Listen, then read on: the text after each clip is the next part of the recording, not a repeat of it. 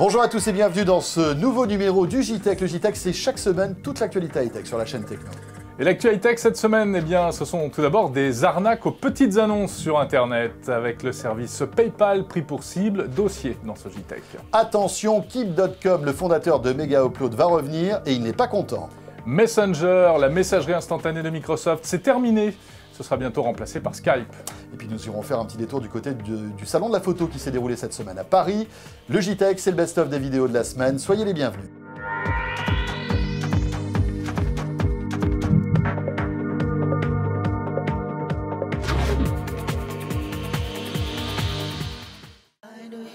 Le JTech avec Orangeinnovation.tv, la web TV qui simplifie la vie numérique. Avec Byster, le mobile sert à payer. Inscrivez-vous dès maintenant sur byster.fr et achetez sur Internet en toute sérénité.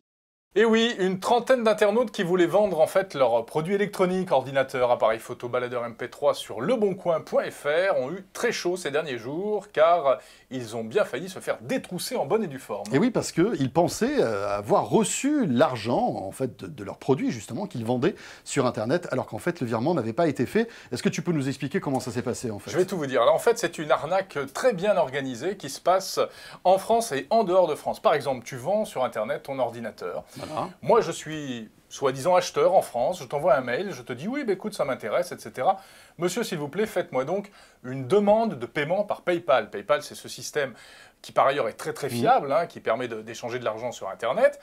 Tu m'envoies cette demande et moi, je vais te renvoyer un avis de paiement.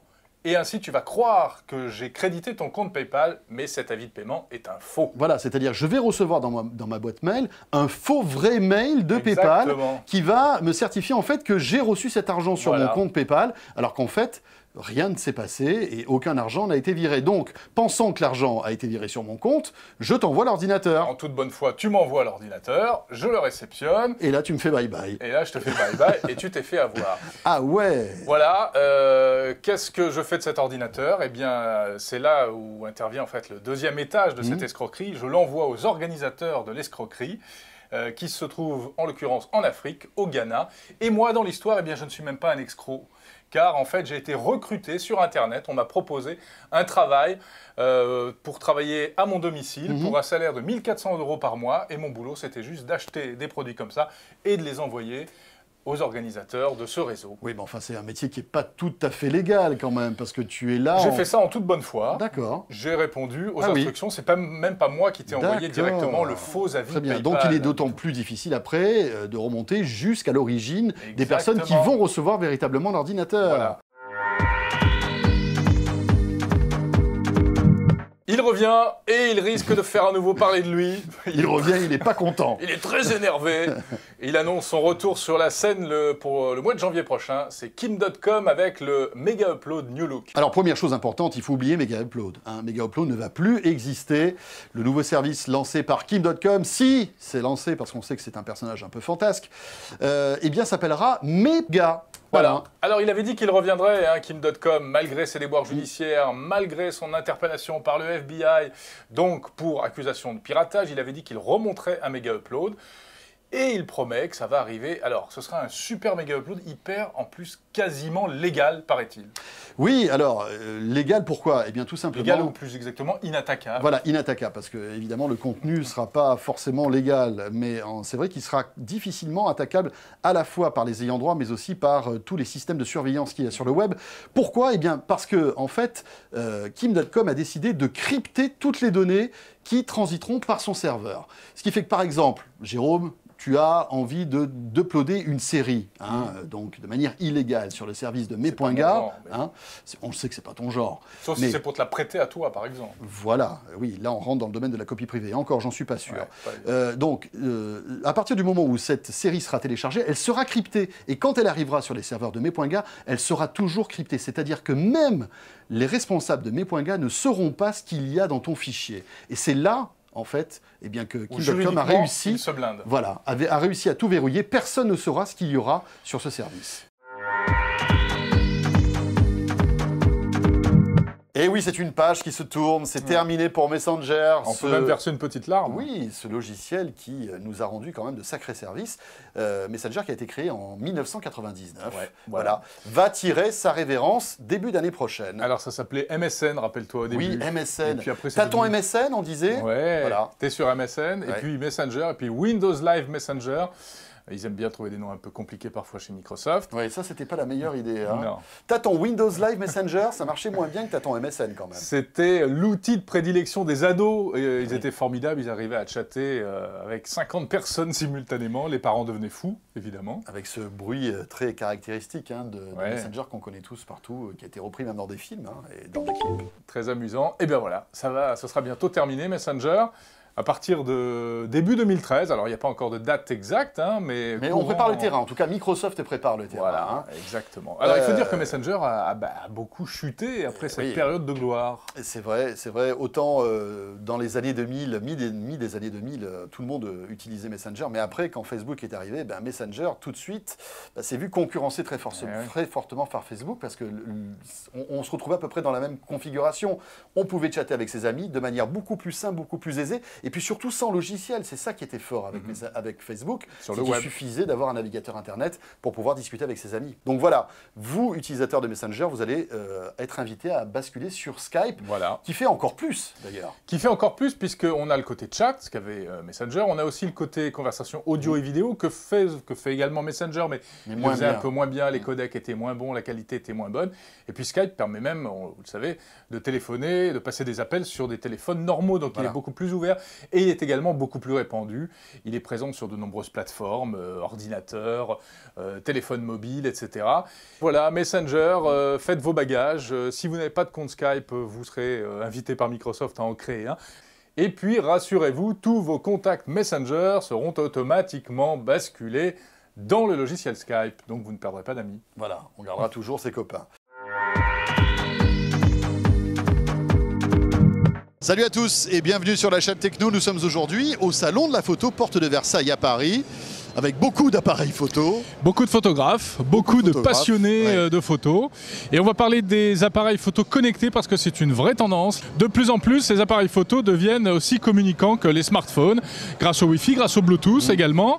Ça permet facilement d'envoyer ces photos, de les publier en ligne et même des vidéos. Alors regardez ce qui se trame du côté de chez Sony et de chez Canon. Le Nexus 5R inclut le Wi-Fi. Alors c'est un Wi-Fi qui a plusieurs destinées. Évidemment du partage, très classique, envoi sur ordinateur, envoi sur la télévision Wi-Fi direct ou sur le smartphone. Et puis derrière des applications un petit peu plus nouvelles liées à la technologie de Wi-Fi direct qui va permettre de connecter deux appareils sans passer par une borne et qui vont nous permettre par exemple de piloter directement l'appareil à partir d'un smartphone, d'avoir un renvoi de l'image de ce que voit l'appareil, de déclencher l'appareil à distance directement avec un smartphone. Derrière, on va pouvoir aussi connecter l'appareil directement sur Internet via un point d'accès. On va pouvoir envoyer ses photos sur Facebook, par exemple. Et puis, on va pouvoir se connecter à un store d'applications. On va trouver des applications plus ou moins grand public, plus ou moins expertes, qui vont pouvoir enrichir l'appareil en fonction de son usage. Si on est un débutant, si on est un expert, on va pouvoir trouver plein d'applications. Et est-ce que je peux envoyer une de ces photos que je viens de prendre avec cet appareil par mail à quelqu'un ? Alors, avec un smartphone, oui, on connecte l'appareil au smartphone et là, le smartphone va devenir le point d'entrée vers le web, que ce soit Facebook. Mais je vais être obligé de transférer la photo de mon ex vers le smartphone et après l'envoyer par mail. Exactement. Je ne peux pas l'envoyer directement depuis l'appareil photo. Pour l'instant, on ne peut pas envoyer directement à partir de l'appareil photo, ça sera sans doute possible dans les mois à venir.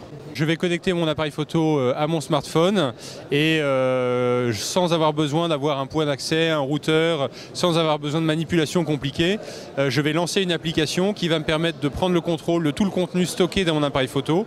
Et ce contenu, je vais pouvoir l'enregistrer dans la mémoire de mon appareil photo. Je vais pouvoir l'envoyer directement sur les réseaux sociaux, sur Facebook, sur Twitter, sur YouTube. Je peux l'envoyer également par mail.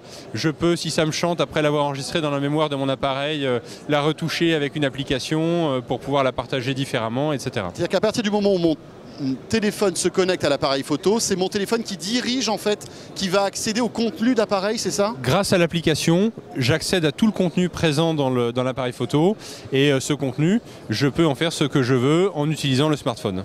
Et toujours dans ce domaine de l'appareil photo connecté, regardez ce qui se passe du côté de chez Nikon, un appareil photo connecté, mais avec à l'intérieur eh bien, le système Android. Eh bien, en fait, on est parti d'un constat très simple. Il y avait d'une part les frustrés de la connectivité sur les compacts classiques, et puis les frustrés de la photo en fait sur les smartphones. Donc on a voulu réunir ces deux catégories de consommateurs en leur proposant un appareil photo connecté mais avec une qualité photo optimale, avec une qualité photo Nikkor. Et c'est ce qu'on a proposé avec le Coolpix S800C, donc qui regroupe un zoom 10 fois optique, stabilisé optiquement, grand angle, avec une interface Android qui permet du coup de télécharger l'ensemble des applications disponibles sur le Google Play. Ça veut dire que cet appareil photo est communicant? Il est communicant via le Wi-Fi. Il est également communicant en Bluetooth. Et l'intérêt du coup, c'est être capable d'aller télécharger donc, des applications type Instagram, voire même Photoshop ou d'autres applications qui n'ont rien à voir avec la photo, de façon justement à retraiter des photos mais avec une qualité optimale. On peut également se servir de la connexion d'un iPhone ou d'un appareil, d'un téléphone lambda avec une connexion 3G via le partage de connexion, et ce qui permet d'être connecté n'importe où, n'importe quand. On peut télécharger n'importe quelle application Android? Alors n'importe quelle application Android, sauf les toutes dernières pas compatibles 2.3, mais la majorité des applications sont compatibles à l'heure actuelle Android 2.3. Pas mal cet appareil photo qui est presque un smartphone, finalement il lui manque plus qu'une carte SIM puisque c'est de l'Android, des applications téléchargeables. Ça me rappelle François le Galaxy Camera de Samsung. Exactement. On avait vu à l'IFA de Berlin. Et qui vient de sortir d'ailleurs en France. Un chiffre intéressant, entre 15 à 20% des appareils photo l'année prochaine seront connectés. Donc on voit que cette vague du Wi-Fi sur les appareils photo arrive. Tendance. Oui, et en plus ce qui est pas mal, c'est que ça ne représente en réalité qu'un surcoût de quelques dizaines d'euros, 20 à 30 euros de plus pour un appareil standard. Voilà, c'est la fin de ce JTech. Évidemment, on vous le rappelle, vous pourrez retrouver l'intégralité de ces vidéos sur la chaîne techno.tv. Et nous serons de retour dès lundi avec un nouveau numéro de l'Appart. Notre invité Christophe Holnetz, le PDG de NetGem. D'ici là, portez-vous bien. N'oubliez pas d'aller faire un tour sur Facebook, Twitter, YouTube, Dailymotion et les applis mobiles pour ne rien rater de la chaîne techno. Voilà, et puis on salue tous ceux qui nous regardent sur la TNT à Lyon, mais aussi à Troyes, sur TLM et Canal 32 et sur Orange Innovation TV. À très vite. Salut à tous.